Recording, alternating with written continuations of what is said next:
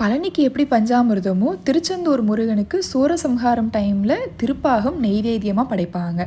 அந்த திருப்பாகம் வீட்டில் நம்ம எப்படி செய்கிறதுன்னு சொல்லிட்டு பார்த்துருவோமா?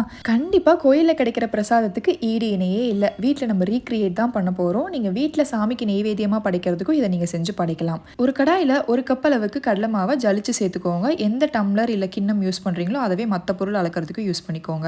கடலை மாவை லோ ஃப்ளேம்லேயே வச்சு நல்லா பச்சை வாசனை போகிற அளவுக்கு வறுத்துட்டு கேஸ் ஆஃப் பண்ணிடுங்க. மிக்சர் ஜாரில் ஒரு கப் முந்திரி பருப்பு சேர்த்துட்டு பல்ஸ் மோடில் பவுடர் பண்ணிக்கோங்க. கண்டினியூஸாக கிரைண்ட் பண்ணாதீங்க, எண்ணெய் பிரிஞ்சு வந்துடும். என்கிட்ட வறுத்த முந்திரி பருப்பு தான் இருந்துச்சு. நீங்கள் வறுத்தது தான் யூஸ் பண்ணணும்னு எந்த அவசியமே இல்லை. இப்போ கேஸை ஆன் பண்ணாமலே 1.5 கப் அளவுக்கு பால் சேர்த்துட்டு நல்லா மிக்ஸ் பண்ணிக்கோங்க. லம்ஸே இல்லாமல் மிக்ஸ் பண்ணிவிட்டு அதுக்கப்புறமா கேஸை ஆன் பண்ணிவிட்டு கண்டினியூஸாக கிண்டிகிட்டே இருந்தீங்கன்னா இந்த மாதிரி திக்கனாகி வரும். இந்த டைமில் 2 கப் சக்கரை சேர்த்துட்டு கிண்டி விடுங்க. சக்கரை ஆட் பண்ணதுக்கப்புறமா உங்களுக்கு மறுபடியும் இலக்கம் கொடுக்கும். இந்த டைமில் 8 ஸ்டாண்ட் அளவுக்கு குங்குமப்பூ, நம்ம அரைச்சி வச்சுருந்த முந்திரியையும் சேர்த்துட்டு நல்லா மிக்ஸ் பண்ணி விட்டுக்கோங்க. உங்ககிட்ட குங்குமப்பூ இல்லைன்னா நீங்கள் ஸ்கிப் பண்ணிக்கோங்க. லைட்டாக திக்கனாக ஸ்டார்ட் ஆகும்போது நெய் கொஞ்சம் கொஞ்சமாக ஆட் பண்ணிக்கோங்க. நம்ம மைசூர் பாக்கு செய்வோம் அதே மாதிரி தான். ஃபஸ்ட்டு கொஞ்சம் நெய் ஆட் பண்ணிவிட்டு அது கம்ப்ளீட்டாக இழுத்ததுக்கப்புறமா அடுத்த நெய் ஆட் பண்ணோம். இந்த மாதிரி எனக்கு 1/2 கப் அளவுக்கு நெய் தேவைப்பட்டுச்சு.